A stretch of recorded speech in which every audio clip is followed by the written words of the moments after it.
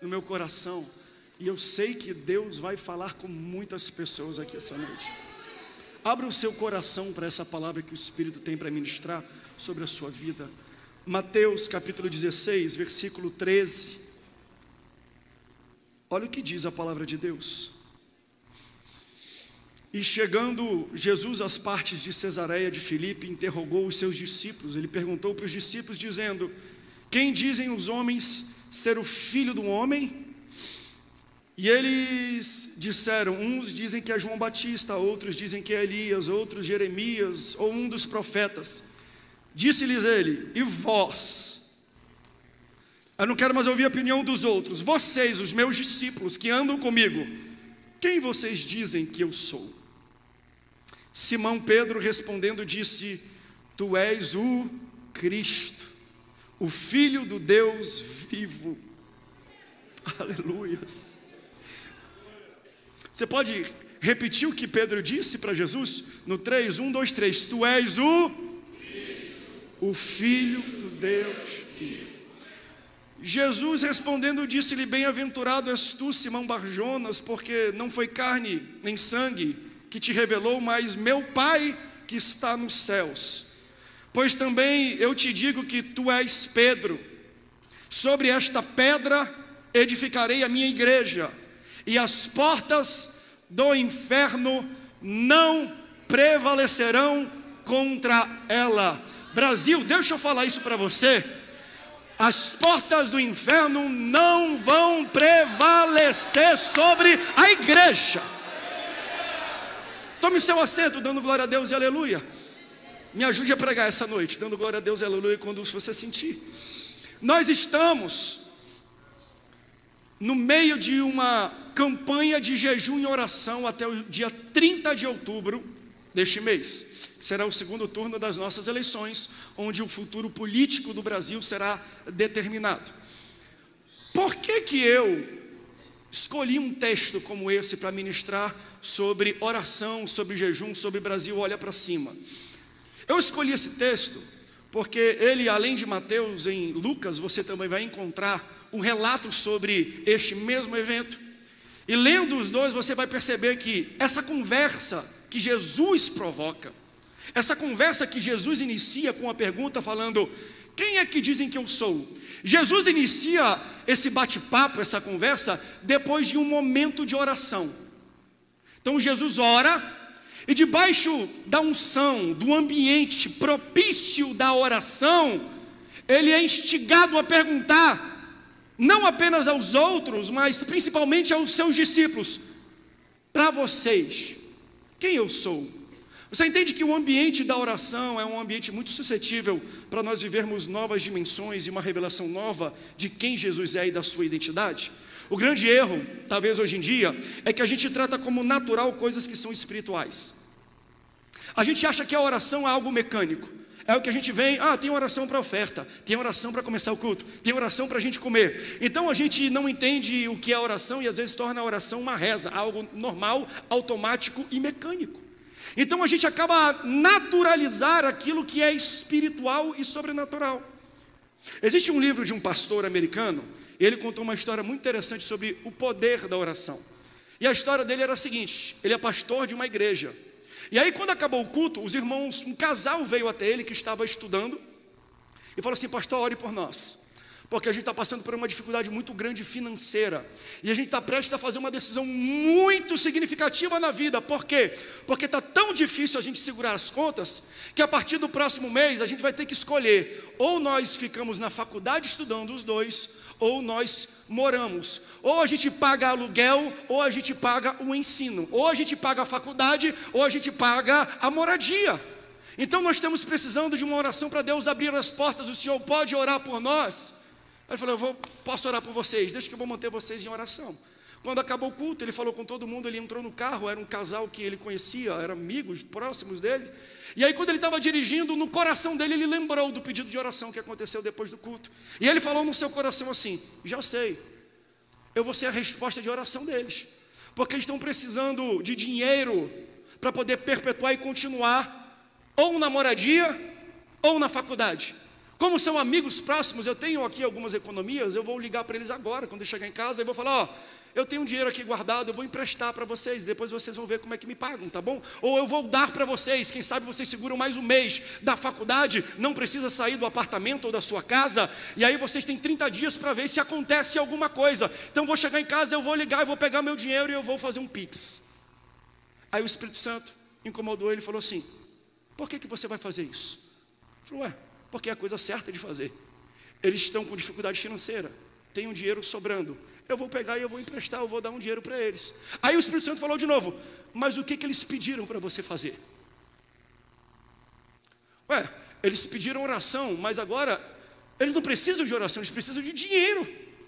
Então, dar o dinheiro não é a coisa certa a fazer. Aí o Espírito Santo falou, não, eles pediram oração, então ore.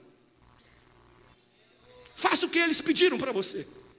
Aí ele chegou em casa, ele fez uma oração. E durante a semana, nos momentos que ele tinha de oração, ele lembrou desse casal e apresentou a Deus a dificuldade que eles estavam vivendo. Num próximo culto, acabou o término do culto, veio uma fila de pessoas falar, quem é que estava na fila para falar com o pastor? Aquele mesmo casal. Eles vieram com um sorriso daqui até aqui. Aí chegaram, a primeira coisa eles falaram, pastor, o senhor orou por nós? Aí ele falou, eu orei por vocês, mas um pouco consternado, porque ele queria emprestar dinheiro. Ele falou, pastor, durante essa semana nós fomos chamados na reitoria da faculdade, porque nós somos pessoas pontuais, a gente já está estudando há muito tempo, a gente tem boas notas e a gente começou a atrasar o pagamento, porque a gente estava com a dificuldade. Fomos chamados pelo reitor, na reitoria tivemos uma reunião, expomos para ele o nosso problema financeiro. Sabe o que aconteceu? Ele deu uma bolsa integral para mim e para minha esposa. A gente estava na metade do curso. Mas sabe de uma coisa?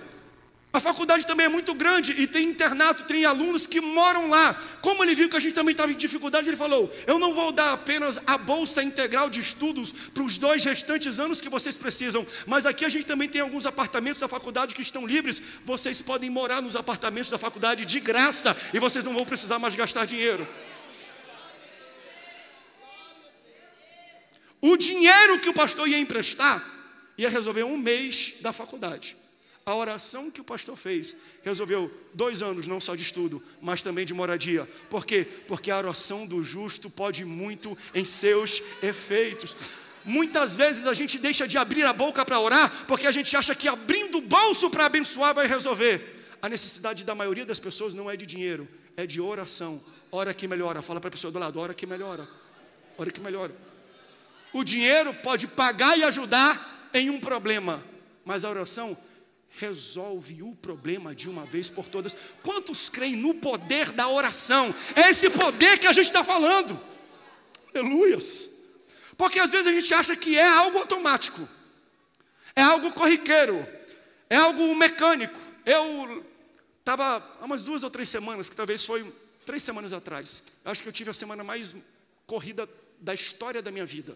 Ia para cá, pregava aqui, pregava no estado, ia no estado, pregava de manhã, pregava à tarde, pregava à noite, aí eu convidava uns amigos, vamos ali comigo, vou no Rio de Janeiro fazer uma missão ali. Rio de Janeiro, eu ia dormindo, ele ia dirigindo a madrugada inteira. Se eu convidar você, não é para você curtir o Rio de Janeiro, é para você dirigir das madrugadas, tá? E eu indo para cá, indo para lá. Aí quando eu cheguei aqui, eu fui pregar em uma das nossas igrejas, eu estava moído, acabado. Eu estava tomando muito energético, estava fazendo mal, eu falei, vou parar de tomar energético. Aí naquele dia eu estava mais moído, porque nem energético eu tinha. Hoje eu tomei energético, para a honra e para a glória do nome do Senhor. Aí eu cheguei lá e falei, Senhor, não vai sair nada hoje daqui, nada. Estou acabado, eu não consigo nem falar, não consigo nem abrir a boca. Aí começou o culto, os irmãos, coral de irmãos, coral de mulheres e tudo. Chegou agora, vamos ouvir o nosso pastor. Eu peguei aqui, na paz do Senhor, a minha voz já falhou. Eu falei, hoje vai ser ruim, hoje vai ser terrível. Eu dei a paz do Senhor, eu li o texto e comecei a pregar. Meu irmão, o culto virou. Foi uma glória, foi um poder, foi um Pentecostes, foi gente marchando, gente falando em língua, gente sendo batizada com o Espírito Santo. Quando acabou, eu entrei dentro do quarto e falei assim, André, tu não é fácil não.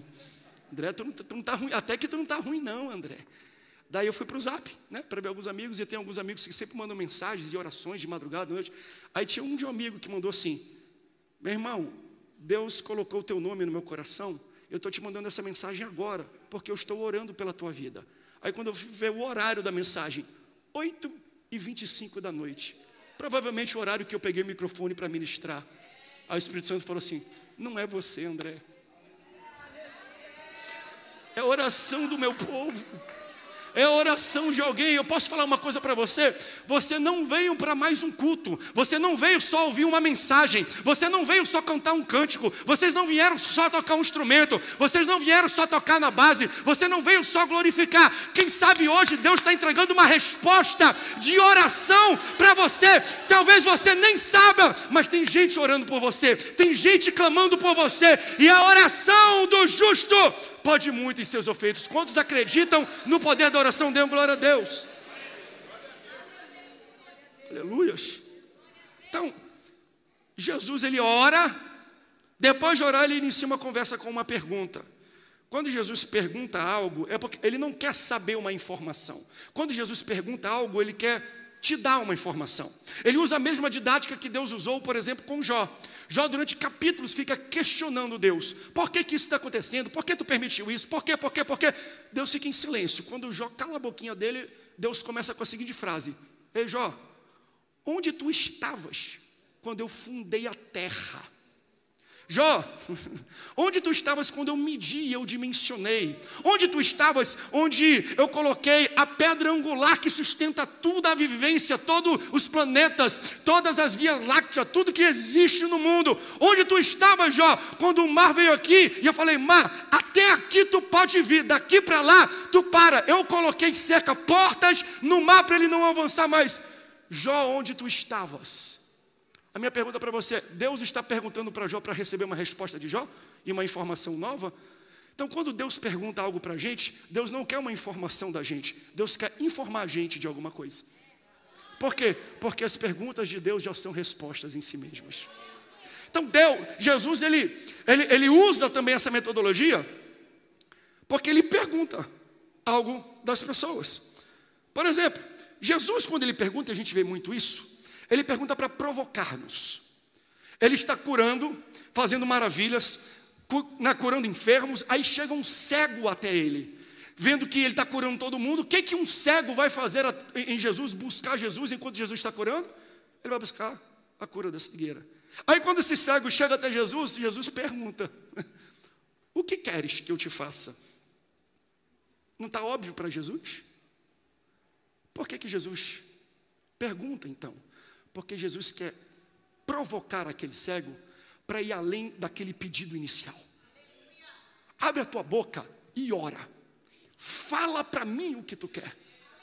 Porque a gente fala isso: mas pastor, eu não preciso orar porque Deus sabe de todas as coisas. Você não ora para informar Deus, você ora para envolver Deus. Toda vez que você estiver passando por um problema, o que Jesus está falando é: o que queres que eu te faça? Abre a tua boca, me busca, me procura, te aprofunda, ora mais, lê a Bíblia, porque tem resposta para você. Porque às vezes a gente vai até Jesus e Jesus não tem resposta, Jesus tem pergunta. Quando Jesus me pergunta de volta: pastor, o que Ele quer? Ele quer que você continue perguntando, continue se aprofundando, continue se relacionando, continue instigando, continue buscando e procurando mais. Porque às vezes nós não vivemos na estação da resposta, nós vivemos na estação da pergunta. Você quer uma resposta, Jesus continua te dando uma pergunta. Você quer resposta, Jesus continua te dando uma pergunta. Porque às vezes Ele fala: eu quero que tu ande pela fé. Mesmo sem ter resposta, pode pisar. Mesmo sem ter respostas, pode viver. Mesmo sem ter respostas, pode caminhar. Então às vezes Ele não dá uma resposta, Ele nos dá uma pergunta. O que está por trás das perguntas? Porque nós temos esse conceito: vamos orar porque depois de orar nós vamos ter resposta. Mas Jesus, depois de orar, teve perguntas. A pergunta dele é: quem é que estão dizendo aí fora que eu sou? Vamos lá, gente. Jesus, ele está buscando a aprovação do povo? Jesus está buscando like e compartilhamento? Jesus está buscando pontos no IPEC, no IBOP? Tá, porque não mostrariam a realidade, né, do que seria o ponto dele. Por que Jesus se preocupa com a opinião dos outros? Não, Jesus não está se preocupando com a opinião dos outros. Ele está abrindo uma conversa, porque ele queria saber a opinião daqueles que estavam perto dele. Quem se preocupa com os outros somos nós. Eu me preocupo. Quando acaba esse culto, todo culto, eu entro no carro com a minha esposa, a minha pergunta é: e aí, amor, como é que foi a minha mensagem hoje? Pela respiração dela eu já sei, porque ela sempre vai dizer que é bom, mas a respiração que entrega. Como é que foi a mensagem hoje, meu amor? Ela fala assim: foi bom. Você conhece o jeito da pastora? Foi bom. Fala assim: foi horrorosa, foi horrível. Por quê? Porque eu me preocupo, talvez, com o que os outros vão pensar da minha mensagem. Por isso que eu pergunto para ela, mas Jesus não. Mas vamos falar a verdade? Eu não deveria nem me preocupar pelo que a minha esposa acha, porque eu não estou pregando necessariamente para ela, eu estou ministrando a Deus. Eu não quero a aprovação de o que os outros acham da eloquência, do jeito, da forma, da mensagem. Não, não é isso que a gente tem que buscar na verdade. O que nós temos que entender é que Deus nos provoca e nos usa para fazer algo grandioso. Então Jesus não tem razões para perguntar o que os outros estão querendo saber dele. Ele quer saber de quem está perto dele. Quem vocês acham que eu sou? Quem vocês dizem que eu sou? Deixa eu questionar os discípulos de São José dos Campos, aquilo que Jesus questionou os discípulos dele. Para vocês, quem Jesus é? Vocês têm clareza de quem Jesus é? De verdade. Não responda para mim, responda para si. Quem Jesus é? Porque não adianta a gente seguir alguém, vir na igreja, louvar, cantar, bater palmas, se a gente nem sabe quem é esse alguém. Para vocês, quem Jesus é? Se a gente fosse perguntar para muita gente, iam falar assim, ó, dentro da igreja, Jesus é tudo, né? Jesus é poder, Jesus é manto, Jesus é fogo, Jesus é pai, Jesus é amor, Jesus é o meu amigão, Jesus é o meu brother. Quem Jesus é para vocês? Quem Jesus é para vocês? Ele pergunta isso para o discípulo. Eu quero ouvir de vocês agora, na lata. Porque às vezes as perguntas mais difíceis da gente responder são as mais simples. Quem sou eu? Eu imagino que o nosso termo de misericórdia veio daqui, com Pedro. Quem vocês dizem que eu sou? Acho que Pedro falou assim, misericórdia. Mas Deus, que é misericordioso, foi no ouvidinho dele e soprou, fala assim, ó, ele é o Cristo, ele é o Filho do Deus vivo. Jesus pergunta, Pedro, vai, e ele fala, quem vocês acham que eu sou? Tu és o Cristo, tu és o Filho do Deus vivo. E com isso o que ele está falando é, tu és o meu Salvador. Você entende que através dessa revelação eles iniciam um novo tempo, uma nova estação e um novo nível de convivência e de experiência com Jesus? Jesus fala lá em João, eu não chamo vocês mais de servos, mas eu chamo vocês de amigos. Qual a diferença de um servo e de um amigo? Ele fala, porque um servo não sabe o que o seu senhor faz. Um servo nem sabe quem é o seu senhor, mas o amigo não. O amigo é aquele que o pai disse para mim, eu transmito a informação para vocês. Então, a gente se aproxima de Deus, se torna íntimo de Deus e conhece a identidade dele, quando a gente passa de servo para amigo. Quanto mais informação a gente tem de Jesus, mais próximo de Jesus nós somos. Se você não sabe nada de Jesus, você é apenas um servo. Mas se você reconhece ele como Cristo, como Filho do Deus vivo, como Salvador da tua alma, você não é mais um servo, você é um amigo. Quanto mais informação, mais próximo eu estou. Então, esse é o nível que eles começam a entrar com Jesus. Eles passam a entender só que, através dessa revelação, que Jesus é o Filho de Deus vivo. Jesus não é aquele que veio te dar dinheiro. Jesus veio salvar a tua alma do inferno. Jesus não é aquele que veio salvar o teu casamento. Jesus veio livrar a tua alma do inferno. Jesus não é aquele que veio tirar a tua empresa do vermelho. Jesus veio tirar a tua alma do inferno. Jesus não é aquele que veio te dar um carro do ano. Jesus veio te livrar a tua alma do inferno. Mas pastor, Jesus, ele não restaura. Jesus, ele não resgata. Jesus, ele não prospera. Jesus não salva o meu casamento. Jesus não salva a minha empresa. Jesus salva o meu carro do ano. Sim, mas de que adianta você estar com um bom casamento, com uma casa boa, com uma empresa boa, com um carro do ano, se a sua alma está indo para o inferno? Quando ele fala que ele é Jesus, o Cristo, o Filho do Deus vivo, é o que ele fala, tu pode me dar mais do que um carro, mais do que um dinheiro, tu salva e livra a minha alma do inferno. Você entende isso? Se você veio aqui para buscar tudo isso, amém, mas eu quero dizer para você, ele é o único que livra a tua alma do inferno. Ele é o Cristo, ele é o Salvador. Aleluias, aleluias. A partir dessa revelação se estabeleceu um novo nível, que é nítido na Bíblia, entre Jesus e os seus discípulos. Por quê? Porque depois dessa confissão de Pedro, Pedro fez uma confissão. Jesus, pela primeira vez na Bíblia, é citada a palavra igreja. Igreja é citado por Jesus pela primeira vez na Bíblia, depois de uma confissão de quem Jesus realmente era, a sua identidade principal.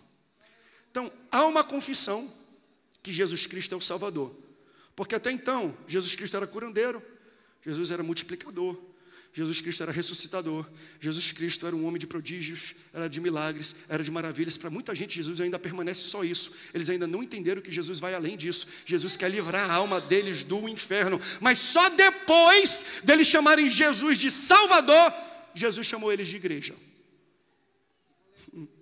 Só depois da gente reconhecer Jesus como Salvador, que Jesus vai nos reconhecer como igreja. Então bota para mim. Dois aprendizados que eu quero dar para você. Jesus nunca vai apresentar como igreja uma igreja que não o apresenta como Cristo. Eu vou repetir isso.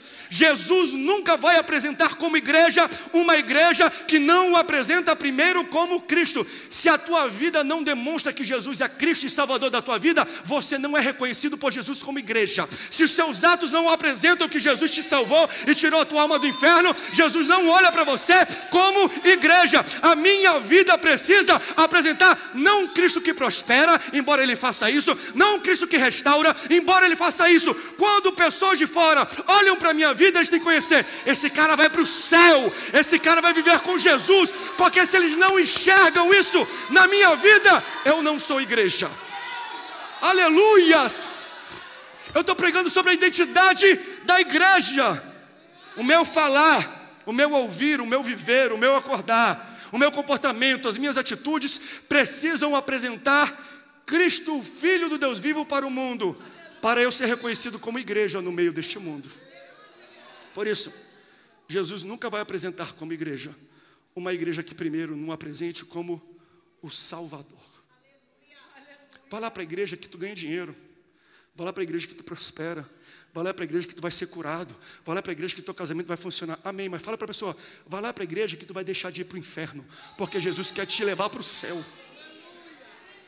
É essa a revelação que deu a identidade e o reconhecimento do que era a igreja. Aleluia, eu sinto o Espírito Santo aqui. Eu sinto o Espírito Santo nessa palavra. Porque, irmãos, o segundo ponto, e é o ponto que eu vou terminar, embora eu vou pregar muito em cima desse ponto. Coloca para mim o ponto 2. A igreja é edificada em Cristo e não em pessoas. Isso está na fala de Jesus. Uma igreja deixa de ser igreja quando falam mais do pastor e do líder do que do próprio Jesus e do Espírito Santo nos cultos. Debaixo da bênção do meu pastor, do meu líder. Não, é debaixo da bênção de Deus, do Cristo.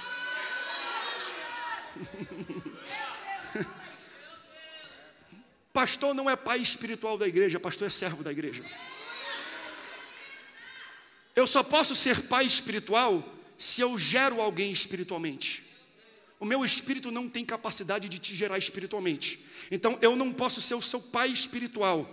Se você vai numa igreja por causa do pai espiritual, do pastor, do líder, e você fala mais dele, chama ele mais de pai do que o teu Cristo, de quem morreu por você, de quem salvou você, a sua fé não está fundamentada em Cristo, está fundamentada em pessoas. Por favor, gente, vamos falar a verdade. Para de colocar gente entre você e Jesus. Pastor não é intermediador de Jesus, pastor é facilitador de Jesus. Ele é servo de Jesus para falar, eu não tenho nada a ver, eu só estou pregando, mas é ele que você tem que seguir. Tem que ser igual João Batista, vocês vieram até aqui, mas esse que veio, eu não tenho nem dignidade, eu não tenho nem forças, eu nem poderia tirar as suas sandálias. Siga a ele, não é a mim. Pastor não é intermediador de Cristo. Por quê? Porque a igreja só pode ser edificada em Cristo. Ela não é edificada na pastora Naná. Ela não é edificada em mim. Ela é edificada em Cristo. Porque ele deixa claro. Pedro, tu és pedra, mas é sobre a rocha que eu vou edificar minha igreja. Ele não fala que ele vai edificar sobre Pedro, sobre João, sobre André, sobre Samuel. A Assembleia de Deus não é edificada sobre João Vela Pelegrino, desculpe. A Assembleia de Deus é edificada sobre o cabeça da igreja, quem morreu para a igreja, é edificada no Cristo da igreja, ela é construída e edificada por Cristo. Aleluias. Você se lembra do Nelson Ned? Não, quem lembra do Nelson Ned? Ele cantava, Cristo é pedra viva, pedra de esquina, pedra angular. Cadê? Só o pessoal novo.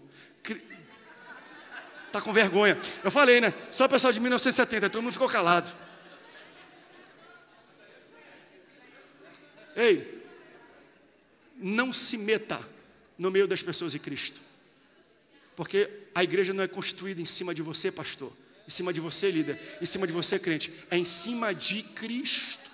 Isso aqui é muito claro, sabe por quê? Porque é fácil a gente misturar as coisas, porque quem está de fora enxerga assim. E para a gente é muito cômodo, é muito gostoso, é muito honroso a gente receber esse elogio. Isso aqui acontece lá em Mateus capítulo 15, coloca para mim na tela. Mateus 15, 22 e 23, deixa eu só ilustrar esse ponto para você. Como é muito fácil de um líder, de um pastor, pensar que ele é o cara, que ele é o tal, que é ele que arrasta multidões, que é ele que salva as pessoas, que é ele que gera as pessoas do seu espírito. Olha o que diz o texto aqui, ó.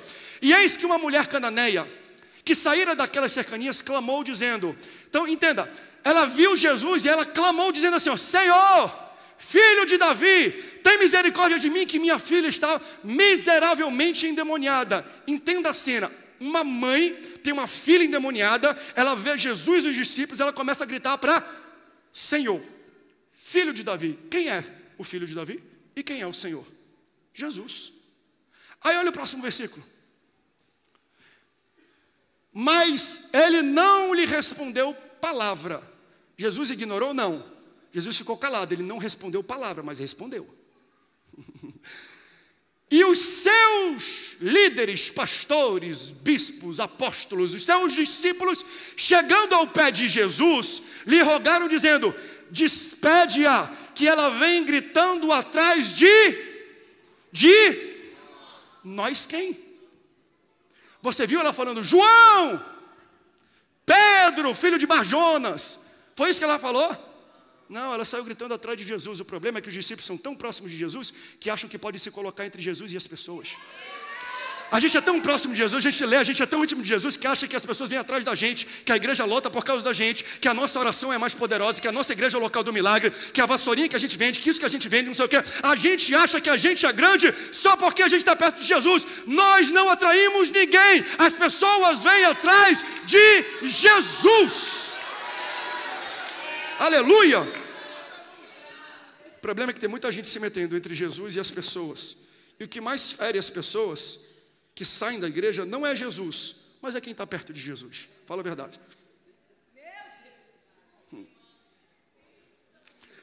Nós somos facilitadores, servos da igreja, mas o problema às vezes não é Cristo, são os cristãos. É quem está perto. São os crentes, pastores, líderes. Nós muitas vezes ferimos as pessoas e as pessoas são machucadas dentro da igreja, ofendidas dentro da igreja. E o primeiro conselho que eu quero dar para muita gente que tem assistido, essa igreja, ela tem recebido uma unção restauradora, uma unção de bálsamo, que sara feridas. A gente está debaixo dessa unção. E um conselho que eu quero dar, e aí como a gente está debaixo dessa unção, ela acaba atraindo pessoas que foram feridas, pessoas que foram ofendidas, pessoas que saíram da igreja, pessoas que se desviaram da sua fé por um tempo pela ferida que foi recebida e imolada dentro da igreja. Deixa eu dar 2 conselhos para vocês. Primeiro, não projete em Cristo caráter humano. Quem te feriu não foi Cristo, foi um seguidor dele. Quem te feriu não foi Jesus, foi alguém que amava ele, mas Jesus nunca vai te ferir. Jesus nunca vai te machucar. Jesus nunca vai te humilhar. Então, o erro não é de Cristo, o erro são dos cristãos. Mas aqui que está a volta do anzol. Você sabe quem Deus vai usar para sarar as feridas que a igreja causou? A própria igreja. Se você foi ferido, não saia daqui não, porque Deus vai te sarar aqui. Se você foi machucado, não sai da igreja não, porque Deus vai te sarar aqui dentro. Talvez aqui seja um ambiente, às vezes, que tem muita gente com espada afiada, pronta para te ferir, mas tem muito mais gente com bálsamo na mão, com bacia na mão, com atadura na mão para falar, deixa eu cuidar das tuas feridas. Não saia da igreja quando você for machucado dentro da igreja, porque Deus vai usar a própria igreja para sarar as tuas feridas e te levantar novamente. Se um dia você foi machucado, agora deixa eu falar para a nossa igreja local, se um dia você foi machucado pela Assembleia de Deus Missão em São José dos Campos, se você está no alcance da minha voz, seja presencialmente, TV, rádio, volte para cá, porque Deus está preparando pessoas com atadura na mão, com bálsamo na mão, com azeite na mão, com vinho na mão, para falar: vem aqui. Se você foi machucado aqui dentro, Deus vai usar a igreja para curar as feridas. Quantos podem dar glória a Deus por isso? Então, é após a revelação de Cristo e de onde essa igreja, esse projeto divino está ancorado, que Jesus faz o seguinte: gostei. Sobre essa revelação, não é sobre essa pessoa, sobre essa rocha. Qual rocha é essa?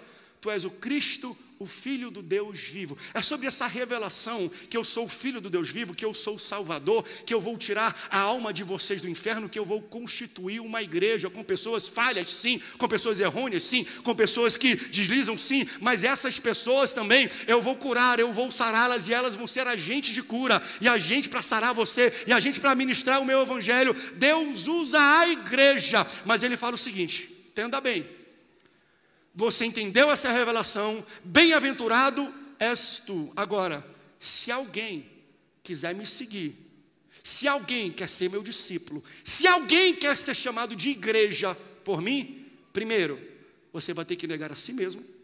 Depois, ou seja, diga não para você. Depois pegue a sua cruz e me siga. Isso aqui é um convite, não é uma intimação.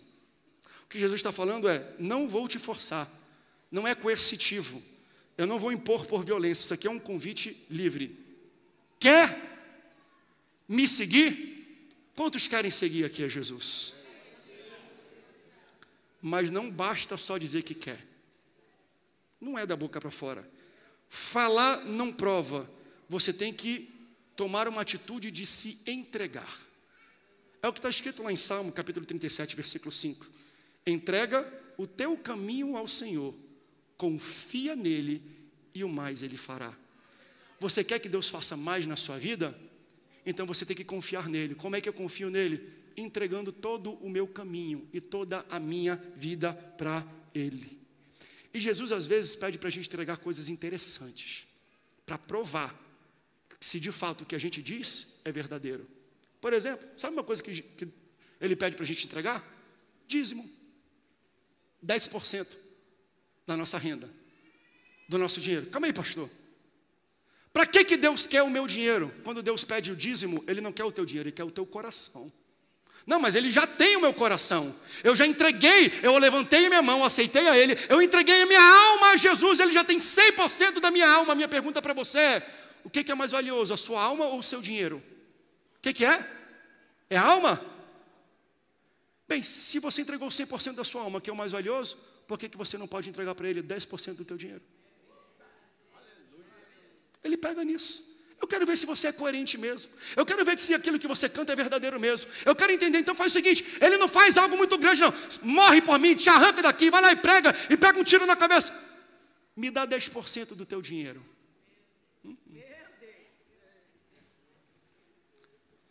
Se você não entrega o seu dízimo ao Senhor, não vou ser duro ao dizer que você não é igreja. Quem sou eu para dizer isso? Mas você não entregou todo o seu caminho ao Senhor. Porque quem entrega, confia nele em tudo. E acredita que Ele vai fazer. Mas pastor, está faltando, está com pouco. O mais Ele fará. Então, o mesmo culto que a gente diz que entrega a alma, a gente tem dificuldade de entregar o nosso dinheiro. Então a gente tem que entender: a minha vida com Deus e com Jesus é feita por discurso? É feita de aparências? Ou de fato eu estou negando a mim mesmo e carregando a minha cruz? Porque Ele vai fazer mais por você. O que Ele faz? Ele morreu por você na cruz. Ele morreu por você na cruz. Tem alguém que pode fazer mais por outra pessoa, a morrer sem ter culpa para te levar para o céu? Então não tem como você dizer que você é igreja sem você confessar que Ele é Cristo e sem você entregar toda a sua vida para Jesus. Sobe aqui, louvor, que eu já vou terminar. Estou sentindo da gente fazer um apelo um pouco forte aqui essa noite.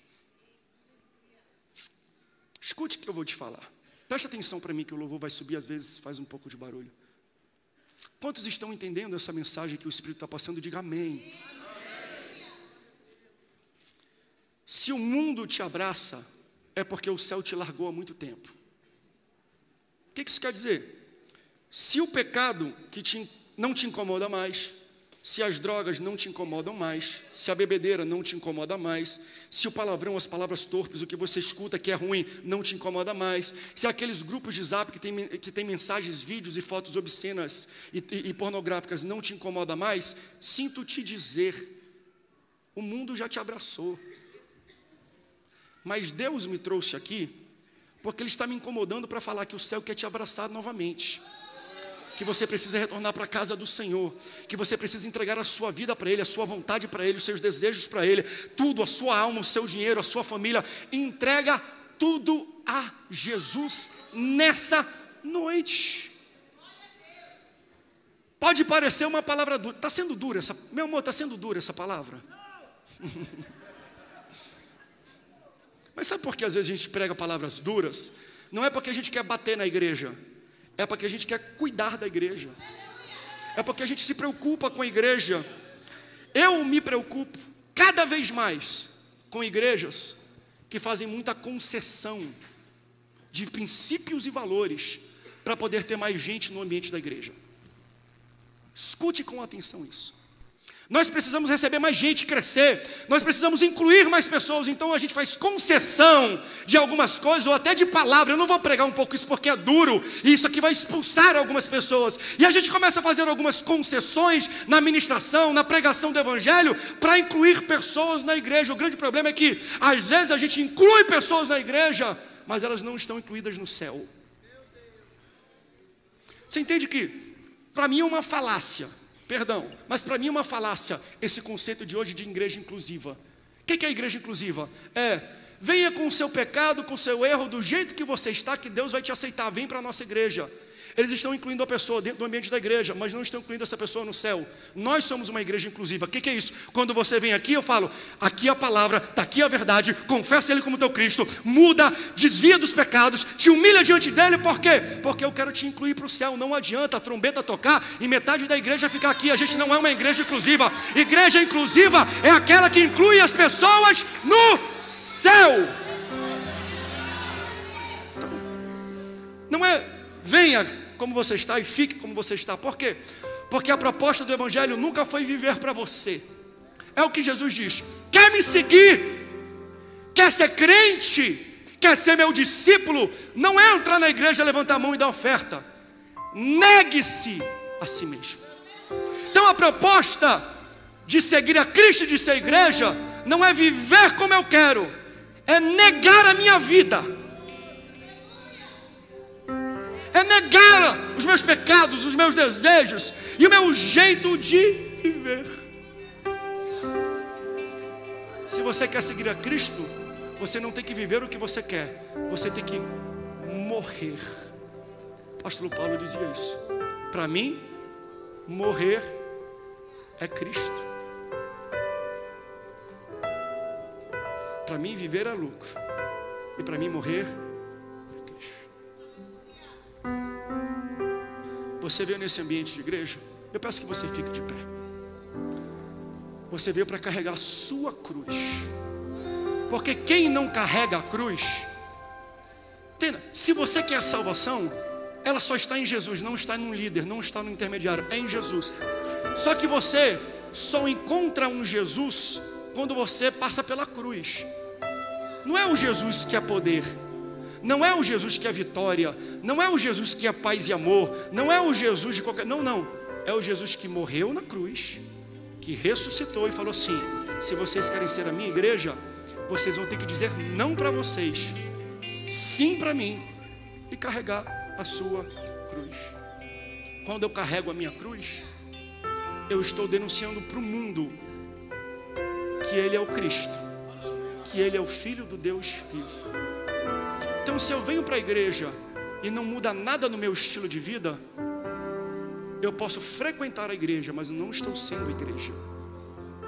Se você veio para cá, você tomou uma decisão, mas essa decisão, ela vai ter que repercutir no seu comportamento.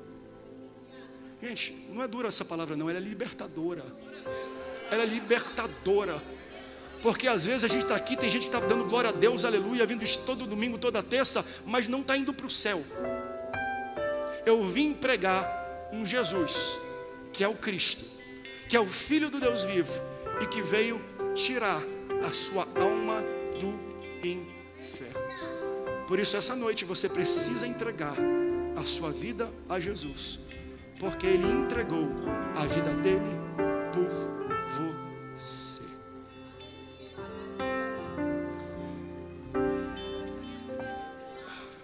Feche o seu olho. Eu quero fazer um convite. Enquanto eu faço esse convite, nós vamos louvar a Deus. Aleluia. Deus quer te convidar para fazer parte da igreja dele. E o primeiro passo para você fazer parte da igreja dele é você confessar, não é? Houve uma confissão de Pedro, dizendo quem Jesus é para ele. Para você até agora Jesus era um personagem histórico, era um ser religioso. Jesus era um filósofo com bons ensinamentos. Jesus era uma figura folclórica. O que Jesus era para você até agora? Hoje, assim como o Espírito Santo deu a revelação para Pedro, porque Jesus falou: ei, Pedro, isso que você falou não veio do seu coração, não é da carne não é do teu pensamento, veio lá do céu, foi uma revelação direto do trono do Pai. Eu creio que essa palavra hoje foi uma revelação do trono de Deus para a sua vida. E a minha pergunta é: você quer abraçar essa revelação e andar em cima dela? Você quer ser igreja? Para ser igreja, você precisa confessar Jesus como seu Salvador e tomar uma decisão de negar a si mesmo e carregar a sua cruz. Enquanto você está com o olho fechado, eu quero fazer um convite. Se nessa noite você quer tomar essa decisão de entregar a sua vida para Jesus, eu vou pedir que você saia do seu lugar e venha aqui para frente. Por quê? Porque não adianta da boca para fora. Não adianta dizer que segue, mas o que você fala não se torna atitudes. Se hoje você quer aceitar a Jesus, tome uma atitude. Se você toma uma atitude, Jesus vai olhar para você e vai falar: essa é a minha igreja, porque as portas do inferno não prevalecem contra ela. Ela está andando, ela está prosseguindo, ela tem atitude e posicionamento. Tome um posicionamento nessa noite, se você quer aceitar.